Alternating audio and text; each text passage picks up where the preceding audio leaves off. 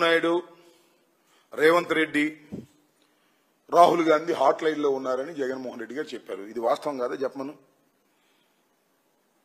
చంద్రబాబు నాయుడు గారు కాంగ్రెస్ పార్టీతో జాయిన్ అయ్యాడా లేదా? కాంగ్రెస్ పార్టీతో కలిసి ఎలక్షన్ చేశాడా లేదా? రేవంత్ రెడ్డి చంద్రబాబు నాయుడు గారు శిష్యుడేగా. చంద్రబాబు నాయుడు గారు చెప్తేనేగా అప్పుడు క్యాష్ కొట్టింది ఎమ్మెల్సీ ఓటు కొనడానికి. వీళ్ళిద్దరు భోజనం ఫ్రెండ్సేగా. రాహుల్ గాంధీ, రేవంత్ రెడ్డి, చంద్రబాబు నాయుడు, ఈ మూడు లైనేగా. ఇవాళ ఏదో అలా చెబుతున్నాడు కానీ చంద్రబాబు నాయుడు గారు ఏ సమయంలో ఏ అవతారం ఎత్తుతాడో ఎవరికీ తెలియనటువంటి పరిస్థితి. మోసగాడు, ఎవరైనా మోసం చేస్తాడు. కాంగ్రెస్ ను మోసం చేసి బీజేపీతో వచ్చాడు, బీజేపీని మోసం చేసి కాంగ్రెస్ లోకి వచ్చాడు. ఇంకెవరు దొరికితే వాళ్ళతో వెళ్ళిపోతాడు. ఆయనకు ఒక సిద్ధాంతం, ఒక నియమం, ఒక నిబద్ధత లేనటువంటి వ్యక్తి నారా చంద్రబాబు నాయుడు గారు. సరే, ఇక షర్మిలమ్మ గారి సంగతి నేను చెప్పాల్సిన అవసరమే లేదు.